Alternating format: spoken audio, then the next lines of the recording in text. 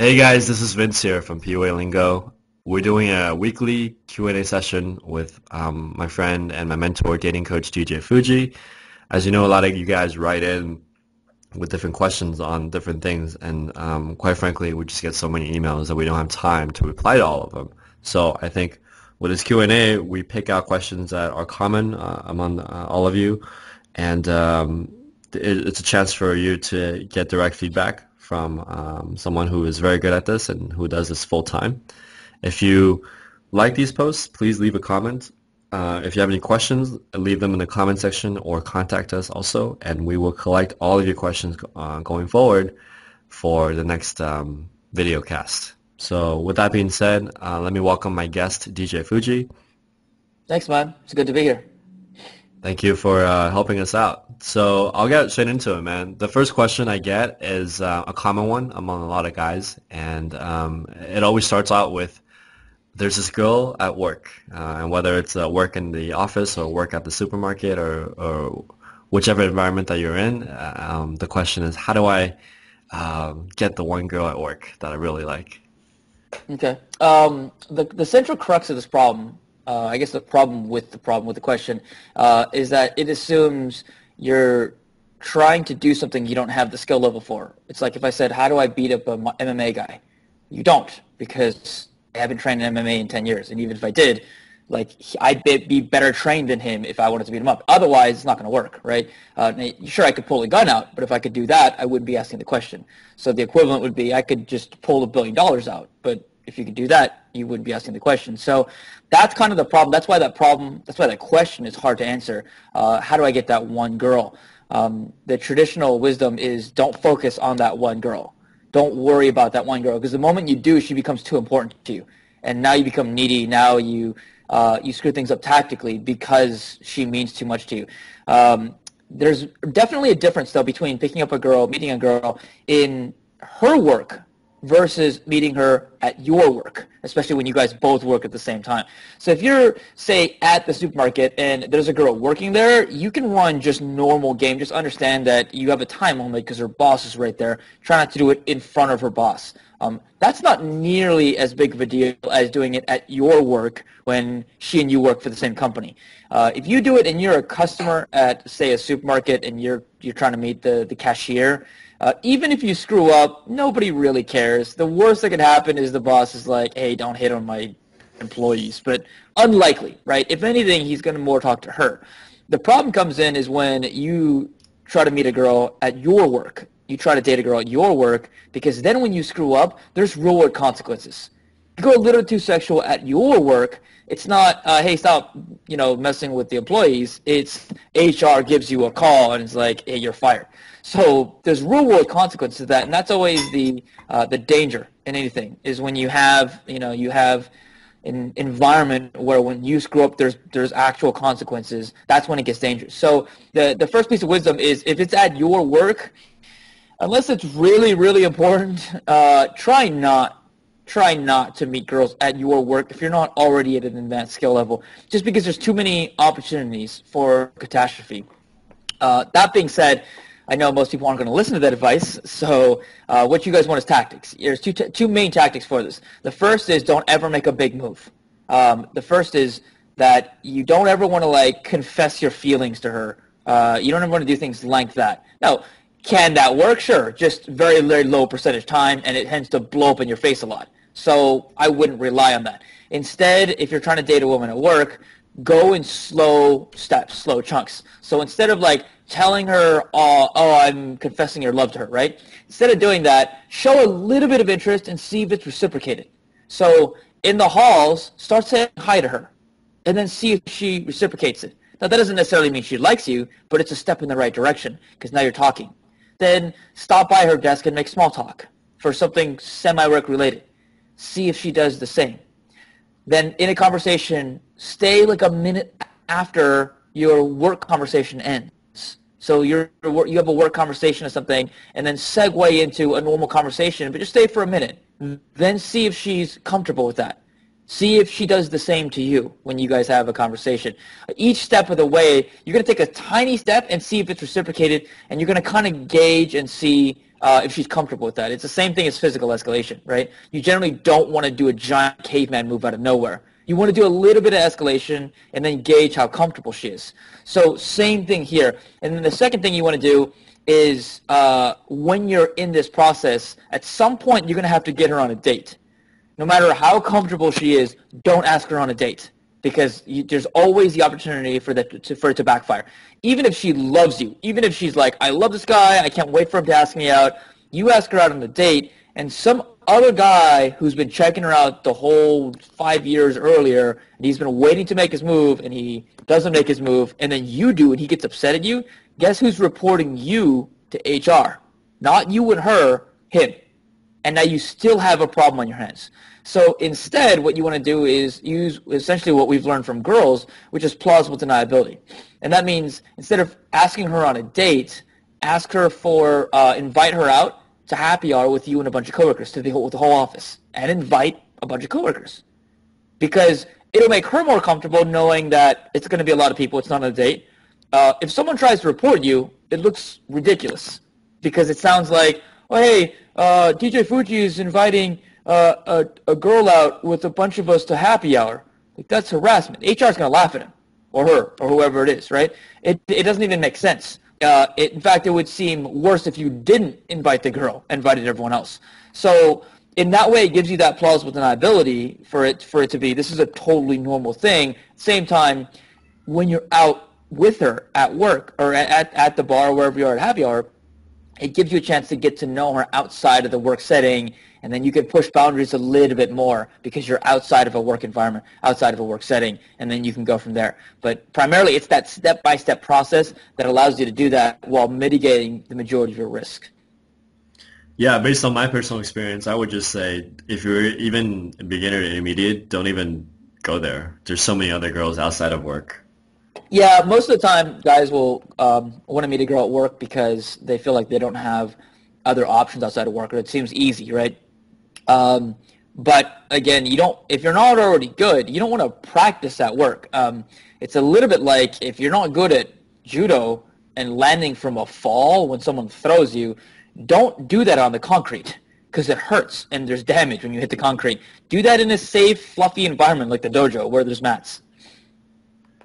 I never asked you this, but do you have a routine or something that you do for hired guns, which is, people that are working, waitresses, girls that work at the shopping mall? Not necessarily a set routine, primarily because it's every environment is different. So you can't use the same routine you can use on like a cashier at the mall and a stripper in a strip club. You know what I mean? Like there's some similarities. But there's no set thing because the environment always especially in day game, the environment always dictates what you do. So, for example, in a bar, the bartender, you actually don't want to approach her unless you're at an off night. You don't want to approach her on a busy night. Just forget about it. Approach another girl. If she's that important to you, then go to the bar when you know she's working on an off night because she won't be able to talk to you, and then it'll seem really needy because she can't talk to you and you want to talk to her, and then it just blows up. The only thing that you kind of remain consistent on any kind of hired gun where it's a customer service type job where someone's paid to be polite to you, the thing that I'll use a lot, and I think this is from Sin, is turn off their customer mode or turn off their employee mode. Like actually reach up and pretend there's a switch on her arm and tell her you're turning off her employee mode. Because especially when she gives you a generic answer. You ask her a question, she gives you a generic answer, tell her like that's her work response. Don't give me a work response. And then pretend to turn it off, and then she'll laugh and then tell her to tell you to go fuck yourself. And she won't want to do it. You'll be like, but that's because you're in work mode. If you were in real person mode, you tell me to go fuck myself. And then you turn off the switch again. And what you're looking for is for her to actually tell you to go fuck yourself. Because it's funny, but at the same time, it mentally, it puts her in a headspace to where you're not a customer anymore. And she's not treating you like she's in work mode. And that's what allows you to actually make a connection with her. I even do that, like just with regular girls at the bar. I'm like, I'll make kind of a mime gesture and said, okay, take off your social mask, and I'll like literally take off the mask on her face. I'm like, okay, now go. Ask me a real question that you really want to know the answer to. Yeah. Yep. Okay, I get this question a lot from a lot of guys. Some of them are in smaller rural towns in America. I've had guys in Africa write to me and say, there aren't that many girls in my town, and if I make a move and I mess up, everyone's gonna know. What should I do? Well, it really depends on how rural the town is. If we're talking, like, a lot of people think their town is rural. They think, like, it's a big deal, and there's, like, 100,000 people in the town.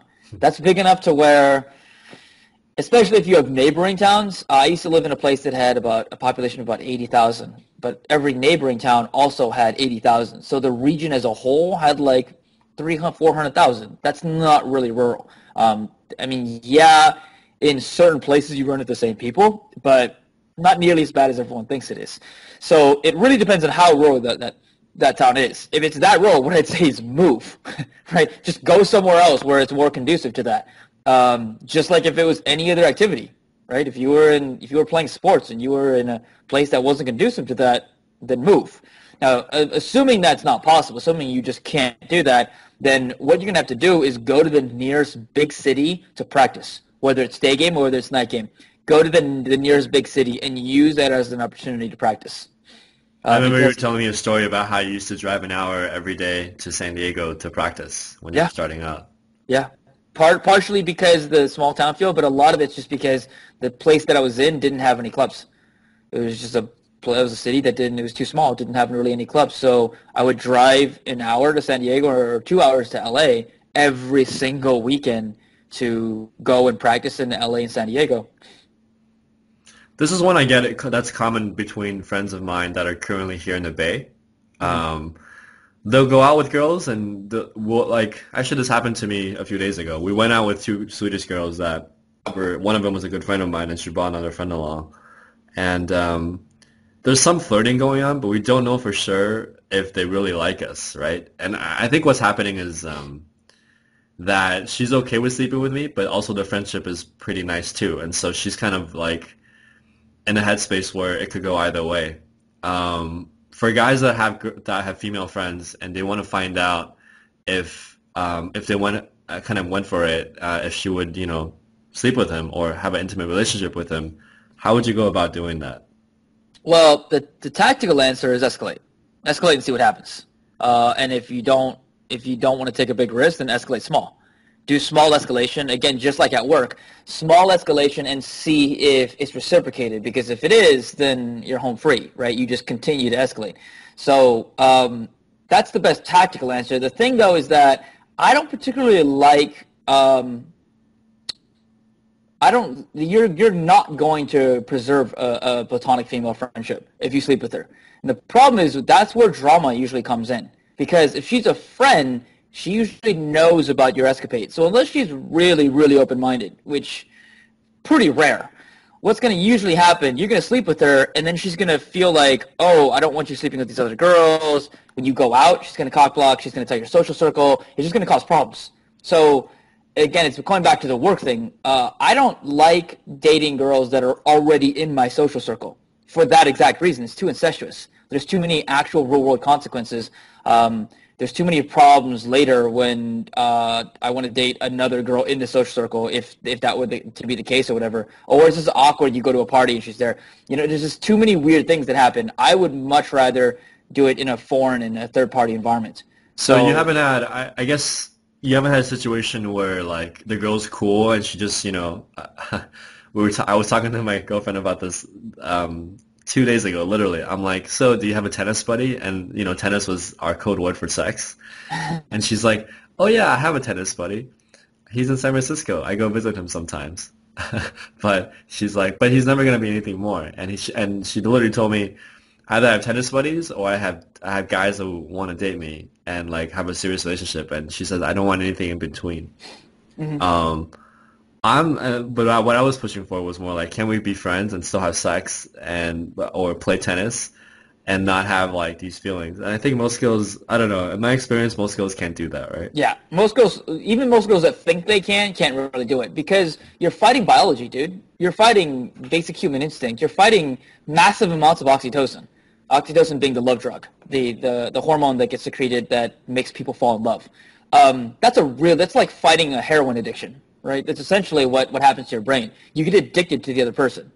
and trying to fight that is really, really hard. Some girls can do it though. I mean, porn stars do yeah, it. sure. Some people can fight heroin too. I just wouldn't bet on it. You took 10 people that said they could fight heroin, didn't have any experience with it, but said they could just because they thought they had willpower. I really wouldn't be betting on a lot of those people. You know what I mean? What about the girls that are, I don't want to say slutty because that's has other connotations to it, but girls that are more free in their sexuality? I've been with some of them and they seem to be pretty chill, actually more chill than me. Like I would actually start liking them and then they're just like, oh no, let's just keep it casual. And then since I'm a guy and I have other options, I say, okay, great, but it's just I'm more like, oh, it would have been nice to have something more, after a few sessions. There's always those exceptions. It's a little bit like like strippers, right?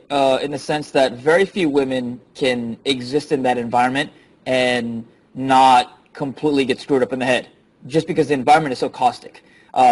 So in the same vein, it's very difficult for women to resist oxytocin, basically, to just resist the hormonal influence to do that. Now, some girls can, if they already have experience with it. Again, it's like a guy who's been hooked on heroin 4 times and has beat it every time. There's some people that can do it. It's just the average person can't do it.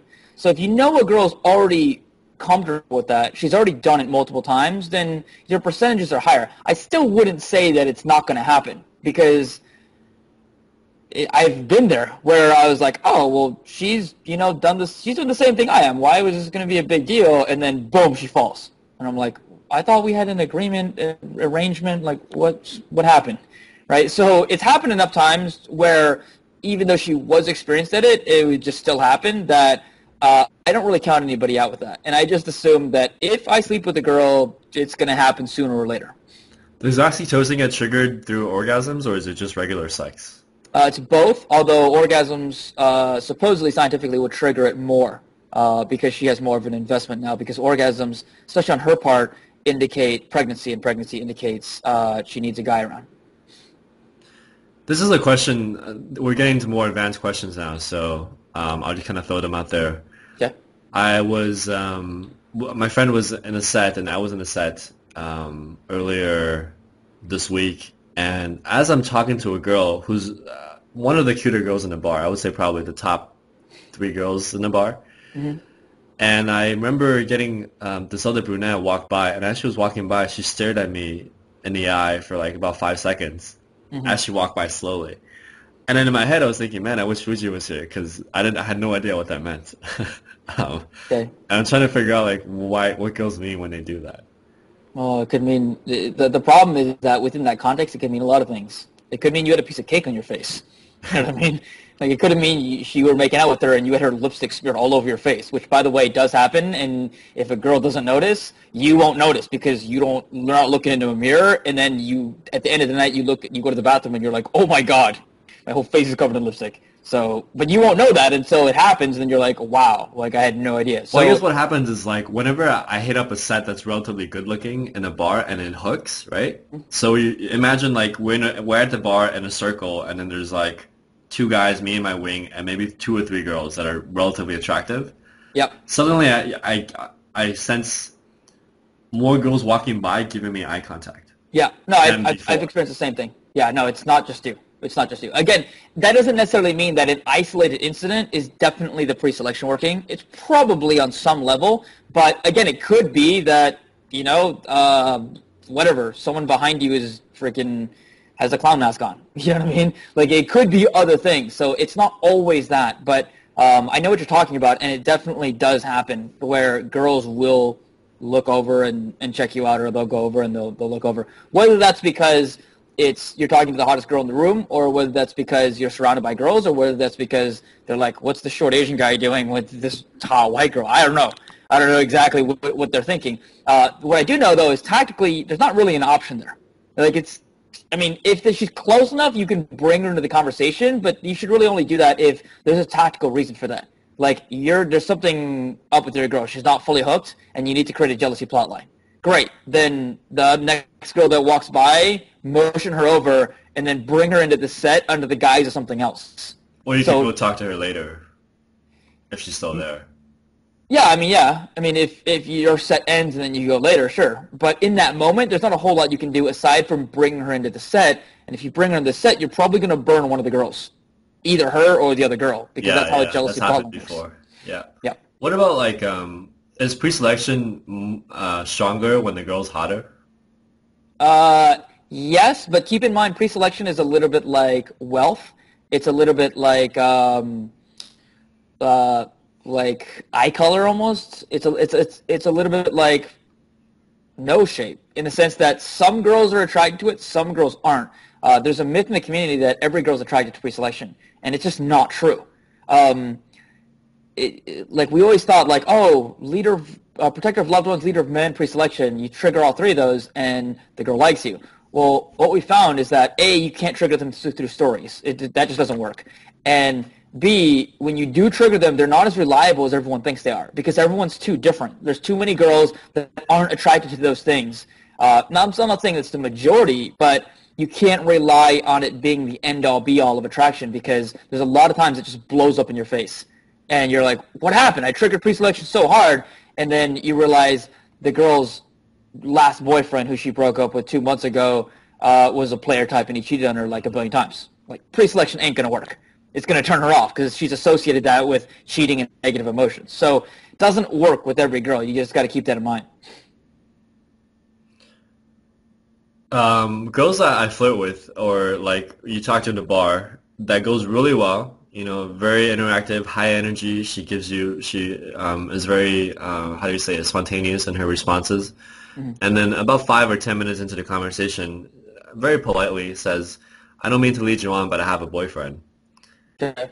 That's a good thing, right? As in like as in she liked me, she had a good vibe, but she decided that she's a faithful person and she doesn't want to, give me the wrong idea. Is that Usually, yeah.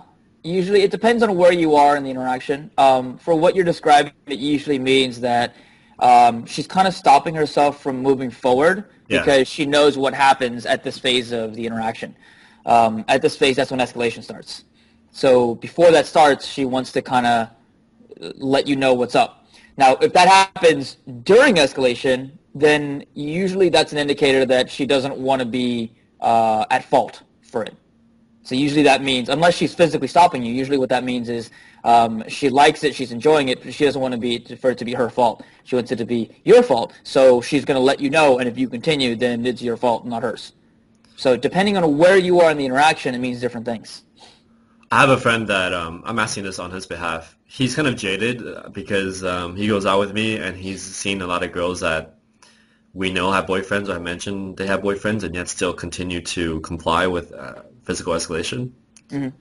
In your experience, have girls been in bars that they're just kind of like that? Do they all respond like that, or are you more optimistic in terms of human morals and like, well, if a girl really likes her boyfriend, she probably, will not respond that way, even if it was the hottest guy in the bar. Yeah. Well, um, there's never anything 100%. Women are not ever totally always this or that or whatever, right? So there's always going to be some percentage of women that are going to cheat and they're going to be open to that. And there's always going to be some women that are not going to no matter what happens, no matter how much you have or how cool you are or whatever. So there's no rule in pickup that's 100% where every person is this just because there's too many variations in people's personalities and their upbringing, their culture and everything else.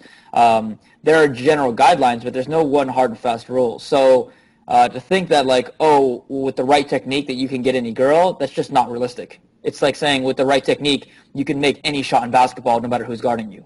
It's just not going to happen. If you're going out with two girlfriends who know that you're kind of a player, is it polite to leave them and go talk to other girls?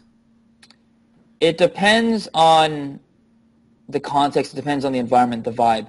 I was in Vegas in that same scenario with with like with three girls, but they were like very gamey themselves, right? They were two of them were models and one of them was a stripper. So they were kind of like, it wasn't like if I went off, like they'd be like, what the hell? One, because I met them through cold approach, and two, because they met other people through cold approach, right? They were the equivalent of me. They would cold approach other people. So in that environment, all of us were kind of mingling freely, and it was fine. And it was in Vegas, so it was understood. That being said, if I went out with two shy Asian girls, which would be an impossibility, but if I did, that wouldn't be cool. You know what I mean? And I've also been in scenarios where I'm in social circle and I do cold approach and it doesn't go well because it's like, what the hell? You know what I mean? So it really depends on the people. If the people are the type that mingle, they're the type that go and talk to people, then it's going to seem totally normal for you to do it too. If they're the people that are very cliquey or stick together, that's going to seem super weird. And then it's, it's just like with your guy friends, right?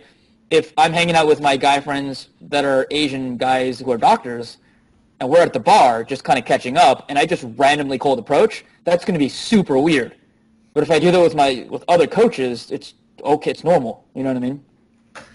What if you're out with two girlfriends and you thought that they liked you, but it turns out they're just friends, and it's fine, and then you kind of get annoyed that they asked you to take them out, and now logistically you have to drive them home. And you're like, you know what? Fuck this. I want to go talk to other girls.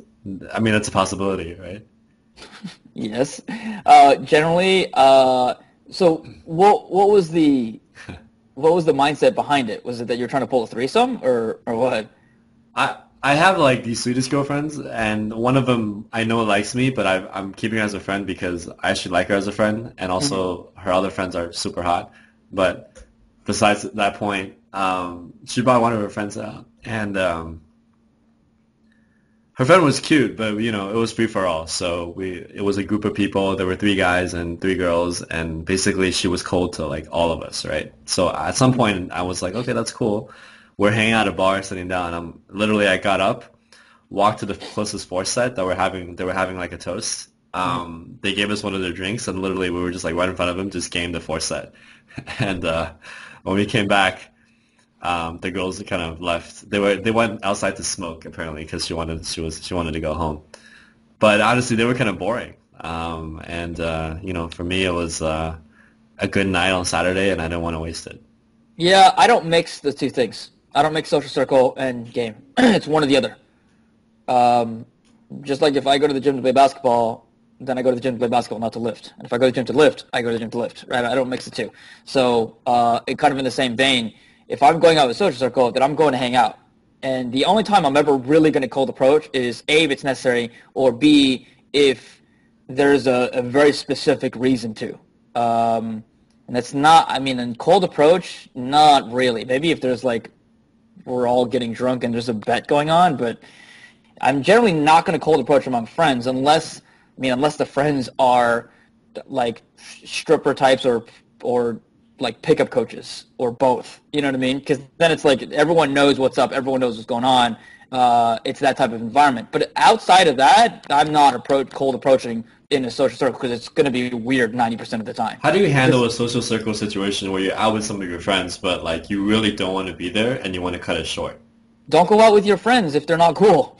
You know what I mean? Don't go out with lame people. And if you actually want to cut it short, then tell them you're tired and you want to go home. You know what I mean? But first and foremost, don't go out with people that you're not going to have fun with. Fair enough. Do sex ratios matter in terms of... I personally get the sense that in the Bay, the margin of error is a little bit smaller for guys just because there's so many of us here. And it seems like to get a girl on a date is possible, or just that from my perspective, it seems like they have a lot more options than they would, in other places. No, there's always an equilibrium. There's always a balance. So, for example, in the Bay Area, you have a lot more guys than girls, at least statistically, right? Yeah. The issue, though, is that you're like, oh, well, that's got to be a lot harder. But then you realize 90% of those guys are computer dorks. So, yeah, you got more guys, but less overall competition because most of them are unskilled. You take a place like Hollywood, and it's like 50-50, or it's close, right? It's a lot closer, and the girls are a lot hotter, but you're also competing with models and freaking celebrities. So, sure, like, the girls are hotter over on average, right, and there's more of them, but there's also way more guys that have game. So, there's always an equilibrium. It always tends to equal out. I haven't been to a place yet where it seems hopeless. Now, the big problem with San Francisco is that I don't like Asian girls, and there's a ton of Asian girls, so it's not good for that. But just on a girl-guy ratio as a whole, not that big of a deal. Yeah, why I've don't you never like seen. Asian girls, man? Okay, well then that's great for you. No, I said, why don't you like Asian girls? They don't mesh with my personality. I'm too extroverted. I'm too overtly. I'm too sexual. I'm too uh, spontaneous. It doesn't mesh because, dude, I got a foot mohawk on my head. You know what I mean? Like it doesn't work because they're shy and submissive, and I'm loud and brash and aggressive. And sometimes that works in terms of like they like that, but I don't like it in them because I like someone who can give it right back. When I banter with someone, I don't want them to just giggle at me and smile. Like I banter with someone, I want them to return the banter. I want them to be able to banter with me. And that doesn't happen very often with Asian girls. Talk to us about like starting alone because I know that it can be a little harder, but I've been actually doing it recently just because I've been pushing myself, and I realized that although it's harder, I learn a lot more when I'm by myself. Um, what are some tips you can give guys that they may want to do that alone to better themselves, or maybe even they're just new to a town and they don't have that many wings? Yeah, I wouldn't suggest it at the beginning for like a beginner type, especially if you have a lot of approach anxiety, because it's goddamn terrifying. Going out solo is easily 10 times harder than going out with wings who are doing the same things. Primarily because psychologically, when you're out with wings, especially wings that are approach, your immediate environment says it's okay. So basic socialization says that you take on the beliefs and mindsets of people around you. Well, if the people around you say it's okay to go approach, then it's more okay to go approach. If you go by yourself, there's nobody around you. You don't have the benefit of socialization where people are thinking it's okay and it's okay for you too. Now you're just all alone in a foreign environment with random people who aren't cold approaching. Now it becomes tough. So what I'd say is if you're at the intermediate level or you're past the I'm terrified to approach level, going solo is one of the most important things you can do because it builds so much skill level. It builds so much just raw ability and self-reliance that you can't get from anywhere else. So I definitely recommend it if you can do it. You've got to build up to it, though. Here's some tips that'll make it easier. The first is when you go solo, you have to approach the first set. You cannot stand around because you have no one to stand around with. And because of the way the approach anxiety works, it gets massively worse the longer it goes. It gets worse the longer you stand around. So if you're out solo, don't go to the bathroom, don't get a drink, don't go get a water, don't take your gum out, don't check your phone, nothing. You walk in, you open the first set. The first group of people you see. I don't care if they're guys, girls, mixed set, two guys making out. I don't care who it is. Approach the first set because if you don't, your chances of stalling out due to approach anxiety are astronomically high, especially if you're not really comfortable solo. And so at the beginning, you got to make it a habit to approach you should be making that a habit regardless, but it's especially important for your solo interactions, your solo nights, because there's too big of a risk that you're going to stall out if you don't do that. So you got to approach the first set. Second thing is an easy way to make that transition is because you don't have any kind of support structure, you don't have any home base, you don't have friends to go back to, is establish a home base. Easiest time and place to do this is a set that you run maybe earlier on, maybe it's that you just see where you're not particularly interested in them, they're fun, they're outgoing, and they're stationary. So a table, a group at the bar who's there for a while, cougars tend to work for that. Really, anyone you're not particularly interested in. Sometimes it's a group of guys. Sometimes it's a group of guys that are living vicariously through you. Sometimes it's a group of like older guys who are married, who are like reliving the glory days. Right. And they're reliving that through you, right? Because you might warm up on them, you might see a hot girl, and then tell them, hey, excuse me, I'm going to go talk to this girl. You run up, you talk to her, it blows up in your face, you run back to the guys, you all have a drink, you all laugh about it, you go up to the next girl, it goes well, you bring them back, you introduce them to the guys, but you got that home base now. So now even though you went out solo, you got a home base of kind of people to come back to. Could be mixed, could be girls, could be guys, whatever, but psychologically it gives you that support that you wouldn't have if you were out solo. Later, when you get better at it, you can go solo and you don't need that. You can just jump from set to set. Generally, though, what happens is your sets tend to last a long time, which is why you don't need that support structure because every set's lasting a half an hour. So or longer. So at the beginning, though, those two things will make it a lot easier when you transition towards going out by yourself. How do you do a day game? Like if you go to the mall and just walk around, do you have a particular style that you use for that? Yeah, day game, unless the girl is in close proximity, which is fairly rare. That means there's a girl that happens to be standing next to you in line at Starbucks. Great, right? But you can't rely on that. So anytime outside of that, day game, I always go direct because it just doesn't make any sense to do anything else when you chase a girl down. You run after a girl at the mall and then open. You can't open with anything other than direct. Hey, I wanted a female opinion on something. Like I chased you down to ask who lies more. You know what I mean? It doesn't make any sense. So you have to go direct, unless you're famous and the girl recognize you. But you know what I mean? Like for most guys, you got to go direct when you're chasing a girl down. That being said, I usually teach a 5-part structure in day game, and it's just kind of a broad structure. Day game, you open, you cold read to transition. In order to transition in normal conversation, you banter, you make her laugh. Then you get logistics. You figure out what's going on, like who is she here with, or what is she doing? She's shopping, whatever. What's her plans? And then based on that information, you either time bridge, you get a number, or you insta-date. You actually don't want to time bridge in this scenario because it's too quick. This is like 2 or 3 minutes. You don't have time to run a proper time bridge. So you want to either get a number there, or you want to insta-date. Preferably, you want to insta-date because you want to solidify this set. That's basically the 5-part structure that I use when you're chasing a set down. How do you stop a walking set during the day? There's two scenarios. One, they're walking towards you, which is relatively easy to do. You put your hand out and say, "Excuse me." No, they're the same. They're the same because if they're walking towards you, you pass them. Well, that's the thing. I stop them before they get close. Like literally. I don't like that because I don't like it because you're just too much inertia. I mean, there's too much.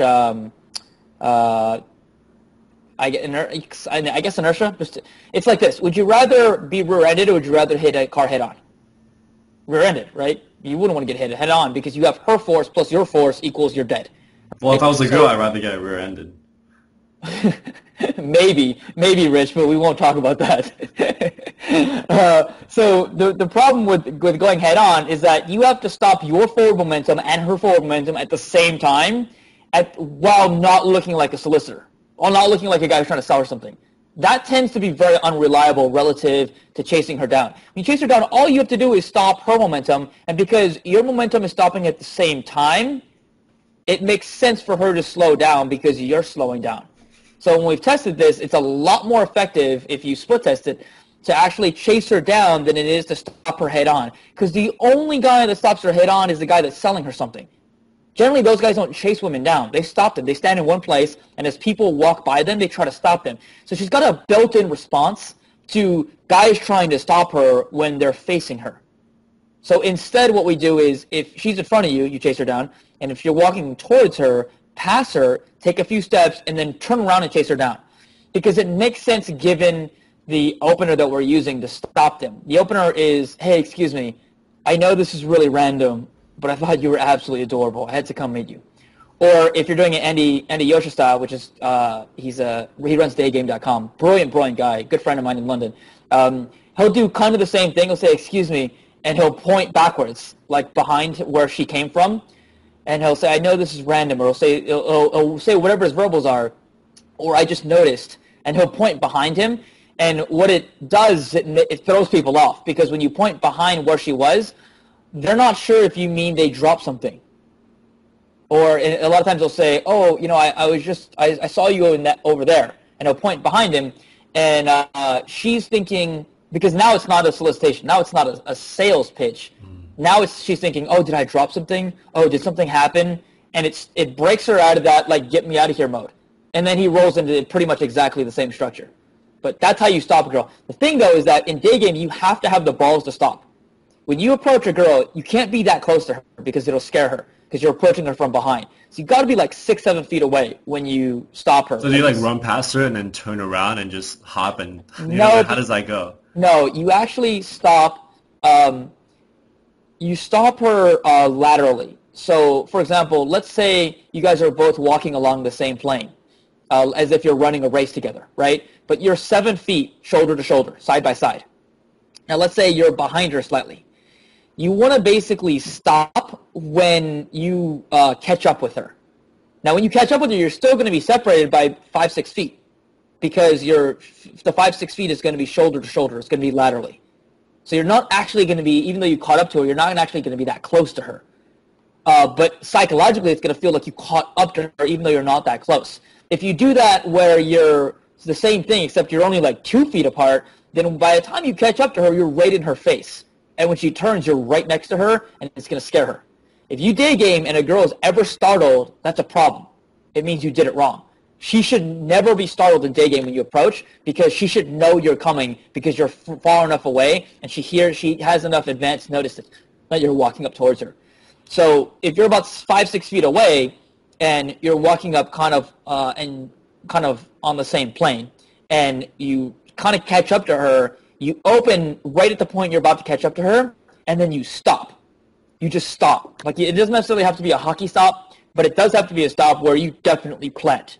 The thing is, if you do it right, the girl will stop whether she likes you or not. She'll stop because it's human goddamn instinct.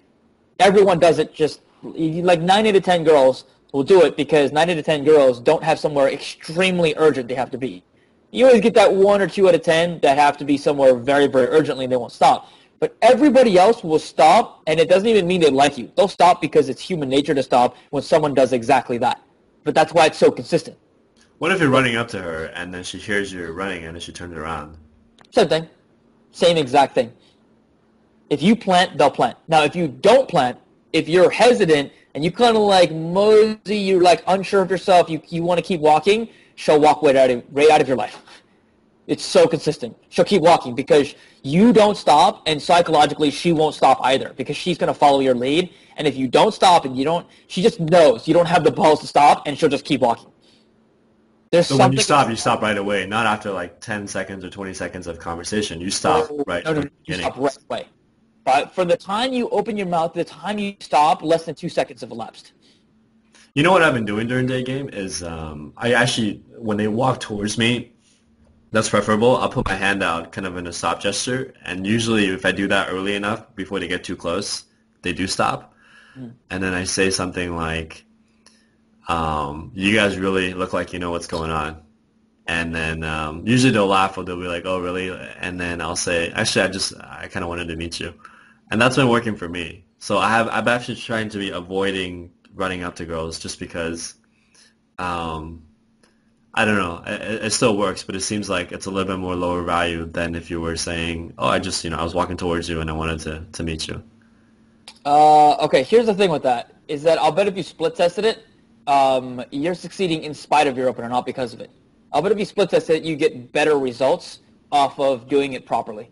Just because you're relying too much on the girls being in social mode, you're relying too much on having a substandard opener but making up for it with skill afterward. Like, I can walk up to a girl and tell her that she stinks and use that as an opener and then transition out of that. Now, it's going to bomb a lot of the times, and I'm going to have to be in damage control to fight my way out of it, but I can still make it work. So what's a good opener when you're front facing them, walking towards them? Pass them. Because the thing is, you can't maintain the frame of, remember, this is mostly single sets that you're doing this on. You can't maintain the frame of, I don't normally do this. I'm not a pickup guy. I'm not a player. I don't normally do this. But I do. I saw you, and there's something clicked, and I would kick myself if I let you walk out of my life. It's that, right? And that relies on the frame of the understanding of I'm not afraid to show interest, and I don't consider it lower value to show interest. If you think about what a natural does, especially a natural who's like not a player type, he's just a good-looking guy who's good with women, and he's always taken it for granted. He's never had to work for it. He's not trying to be a player. He just, like, you imagine if Brad Pitt wasn't famous, but he was still kind of the same persona, right? Girls just liked him. He wouldn't try to be a persona or try to be a player because he's Brad Pitt. Like, people like him. He doesn't have to worry about it, right? So it's less try-hard in that sense. Think about how he would interact in that environment. He wouldn't jump in front of them. It would just kind of be he's going through his day, he's doing something, and then, wow, I should go talk to that girl. And he runs up and he just throws his cards on the table. That kind of vulnerability is why that works. There's a lot of old programming in the community about like, oh, don't give away your value and don't show interest because it gives away your value. And that's just that the problem is that operates on the presupposition, on the assumption that you're coming in lower value, that you're coming in and you're in some way not worth as much as her. You're in some Yeah, way. I get that. I think I'm just I don't like to run. So Okay. Well, whenever I walk past a girl, I'm like, man, I gotta to go back another block and pass the red light, and man, that's annoying. So I just well, stop. you I don't just stop necessarily let past them this walk walking that far. I let them walk, maybe I walk 4 steps, they walk 4 steps, 8 steps maybe. You know what I mean? Like you should be able to catch up to them in 15 seconds. If you Yeah, can't, depends on you the let girl. Some girls walk really fast. yeah, well, then you're gonna have to run a little further. But in my head, it's worth it to increase the overall percentage on my opener. Because you've got to figure you're at least 25% more effective, everything else being equal. Really, you're acting genuine though, even though you do this to every cute girl that walks by. Yes. Once a pickup is an act. It's acting. And at the end, it's going to be true. It absolutely is going to be true. You don't do this a lot except when you see, but while you're practicing it, yeah, you're going to have to be practicing it a lot, and you're going to have to say it on girls that you really don't feel like it, because just like an actor is going to have to do things that he's going to have to take on roles that he doesn't really, that's not his forte, that's not the role he wants. It's practice. You don't become a big movie star overnight. You got to practice at it. So he's going to take on roles in action movies when he wants to be a drama guy or whatever. You know what I mean? What do you think about that opener? I think Lance first started it. He was like, he would go up there, go and say, "Hey, I'm wondering, where the closest Starbucks is." And then as she's answering him, he's like, "You know what? I don't give a fuck about coffee. I just wanted to meet you." I like it. I like that opener. I like it more if you're going to stop head on, which I don't particularly like, but if you're going to stop head on, then that's the opener you use. I wouldn't use a social opener head on because it feels too much like a player or a salesman. So if you use anything funny, anything like kind of like high energy or anything kind of like very social, like you're trying to meet people, comes off way too much like you're a player or like you're trying to sell them something. So that tends to backfire, especially the more you're in an environment where people are exposed to that. So, for example, you chase people down on the street in LA, okay, works decent, right? You chase people down in New York, at least half of the time they think you're selling them something, which means you go and try to stop people on the street head on in New York, and like 80% of the time people walk by you because they're so used to everybody stopping them that they just make the assumption it's you too. That's why then again, you do that in Kentucky and it'll probably work fine. You know what I mean? So it really, a lot of it depends on your location and the environment you're in. The one thing about that type of opener, the Starbucks in transition, it's fine on that. The one thing I kind of shy away from that is specifically for Asian guys. For Asian guys, I don't particularly like it as much as going super direct, as going just go balls to wall direct, because it kind of exacerbates the existing stereotype of Asian guys are afraid to show interest. They're afraid to express sexuality. They're afraid to show direct interest. They're afraid of rocking the boat. So when you do anything to exacerbate that, for a normal, regular guy, that wouldn't be a big deal. But for an Asian guy who's already got that stereotype, you want to avoid that. In the same vein that, like, if I'm an Asian guy and I throw up to a job interview and I say I listen to hip-hop, people are like, whatever, right? Especially if I look like a typical Asian guy. If I'm a black guy with dreadlocks and I say I listen to hip-hop, they're already, like, thinking certain things. They're already like, oh, God, this guy's going to rob me and blah, blah, blah. Like, they're already thinking negative stereotypes. And it's just how the world works, right? So you got to understand that the same fact will appear different to people based on an existing stereotype. So for an Asian guy, I try to avoid anything indirect, anything kind of beta, because people already have that stereotype about us. I have a couple of girls that asked me to go visit them. One of them lives in Sacramento, the other one is in Berkeley, and it's just really far away. And because of my that I work full time and also try to run my business and try to go out and practice, I don't really have a lot of time to drive that far.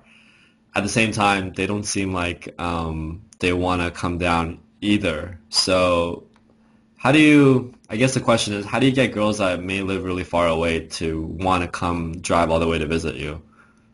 Are these girls you're currently hooking up with? Not yet. Girls I have number closed and went out with. I mean, number closed and hung out with at night. Yeah, I honestly I wouldn't make that trip unless there's something really goddamn special about them. Mm. Especially those cities. You know what I mean? Sacramento and what? Berkeley. Yeah, I don't like those cities to begin with.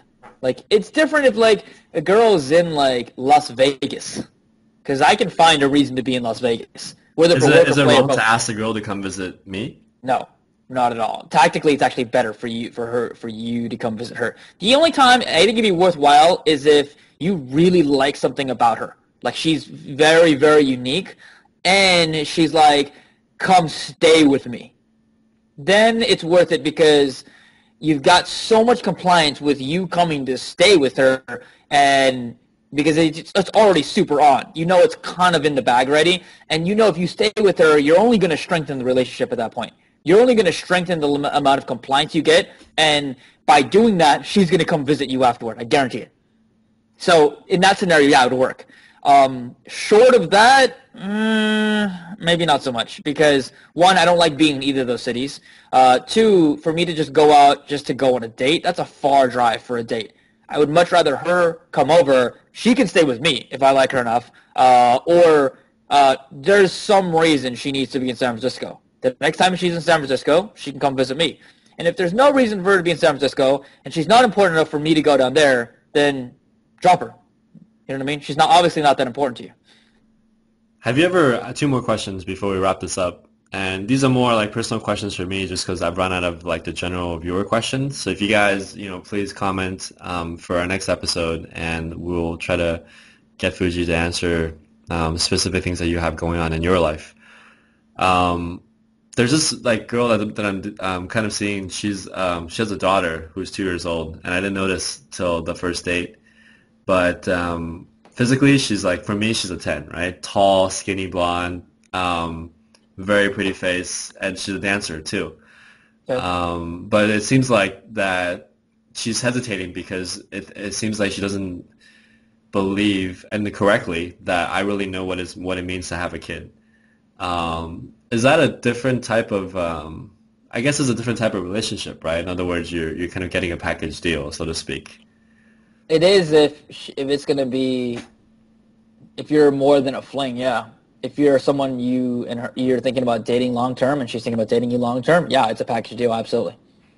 Unless the kids are grown up, but in this case, no, right? So, yeah, this is definitely a package deal, and yeah, you don't have experience dating necessarily having kids, but the majority of people she's going to date aren't going to have that experience. And does she really want to date someone with his own kids too? Now you got twice as many variables. You have twice as many problems that could occur. You know what I mean? So twice as many complications. So it's actually in her best interest, if you're open to that, it's in her best interest for her to kind of teach you. You know what I mean? For you to be, at least if you're open to that, for you to be open to learning that and to meeting and getting along with her kid as well. Yeah, I guess so. Although it's strange though, dating someone else with a kid, it's like you're taking care of someone else's kid, so to speak. I guess that's a personal preference. Yeah, yeah. It depends on how serious it is, but yeah. A more personal question to wrap it up. Is it wrong to tell a buddy that the girl he's dating is ugly? um, Kind of depends, dude. In general, I would say no because you don't really know what his preference is. You know what I mean? So everyone's got their own preference. So, I mean, I have a friend who likes big girls. He just likes big girls. That's on him. You know what I mean? That's his preference. And who am I to be like, well, you should have my preference. You should like short Latinas. You know what I mean? Or you should like so-and-so's preference. You should like tall blondes. Like, who are we to place our values on other people? So in that sense, I'd say no. As a coach, it's a little bit different because as a coach, I'll have students that will fall for a girl who they're not really attracted to. And I know that because I know their type already. It's a long-term student. I know what they like. I know what kind of girls they go after. I know what kind of girls they look at. And they get a girl, and because it's the first girl they've been with, they really like get too invested in the girl when she's nothing their type. She makes them miserable. She's not cool. Like in that case, because I'm a coach, I can tell them, look, what's happening here is you're falling for her because psychologically seems like your only option. It's not true, but it seems like your brain is telling you, hold on to this girl at all costs. And that's really where desperation comes from. That's where a lot of love comes from. It comes from a lack of other options. Your body and your mind will force you to fall in love with a girl if it knows or it thinks that you don't have other options. And I think a lot of us have been through that and know exactly what that's about. So in that scenario, I'm a coach and I can tell him, because I know already what the deal is, I can tell him, hey, this is what's really happening. I could be wrong on this, but based on everything you told me, you don't like anything about this girl other than the fact that she likes you. But it's a different scenario. I'm his coach. I know what he likes. I know what's going on. And I've seen this so many times. Were that my friend, absolutely wouldn't tell him. Even if I really suspected it as a coach, still wouldn't tell him. It's not my place. I'm not his coach. And even if you were close friends with him and you kind of mentioned it, that's the only thing you can do. I mean, it's up to him. I wouldn't even mention it, dude. It's like should you be the bearer of bad news? Not really, because it's like this, right? If a guy is saying he just broke up with his girlfriend, right? Or he's about to break up with his girlfriend, or there's something wrong, right? Or he wants to, or he's having a fight with his girlfriend. And he comes to you for advice, right? And you think he really should. This girl's not good for him. You really think that they've been together for a long time, but should you advise him to break up with her? No, absolutely not. Why Even not? though that's the correct advice. Because what's likely going to happen is he's going to listen to what you have to say, but he's really only coming, not for your advice, but he's coming to talk to you. He's coming to have a sounding board. And then he's going to get back together with her, and then he and her are going to resent you. And a lot of times he's going to tell her what you said. And now she's going to hate you. And now he's going to resent you as well because you tried to break them up. And it's going to blow up in your face. It's the age-old question of, should you tell people, like let's say your best friend, his wife cheats on him on like some random fling with some Chippendales dancer in Vegas, and you find out about it. But they're otherwise happy and they're married. Should you tell him? No, don't. I mean, and then I'm going to get a lot of flack for that because it's guy code. No, unless it's a continuing thing where it's jeopardizing the relationship. You should. It's a one-time thing. I would never tell my friend. And it sounds really messed up, except when you realize that if you were to tell him, you're going to break them up, which they otherwise have a great thing. It's a very high likelihood you're going to break them up, and both of them are going to blame it on you. It's human nature, man. That's not the time you want to be 100% honest. Just keep it to yourself. Okay, that's interesting. I mean, a buddy of mine, I think he does well with girls. He has a couple of girls on rotation, but he's not happy with any of them. And after seeing some of them, I've realized he's not happy with them because he's not getting the hottest girls that he can get. He's getting girls that actually really like him. Mm-hmm. And so I mentioned it briefly, and he kind of got mad at me, but later on, I think he understood what I was trying to say. So, but anyway, that's up to him anyway, and Yep. it's fine. Yep. Like if that were a friend of mine and that were happening, just like a good psychologist, I wouldn't tell him what the answer was. I would let him come to his own conclusions with it. I might, if he asks, like, why am I not happy with these girls? I would ask, what do you like about them? And he would be like, I don't know. And I would say, well, that's probably your answer. Let him come to the conclusion instead of forcing it down his throat. Oh, well, it's because you're not getting the girls you like or whatever. You know what I mean? Because there's going to be a built-in backlash to that. Right. It's hard to hate yourself for coming to your own conclusions. Yeah, exactly. Right. Okay, great, man. Dude, those are all the questions I have for this week. Thank you so much for taking the time. Awesome, man. My pleasure. Guys, I'm going to post this on Lingo. Please comment. Give us your feedback, suggestions, insults, whatever you want to post. Death threats. Yeah. Definitely, and, guys. Yeah. Hopefully we can make this a continuing thing, and you can get all your questions answered from a professional dating coach on a regular basis, and also improve your own game as well. So thanks. We'll catch you guys next week. Awesome. Thanks, man.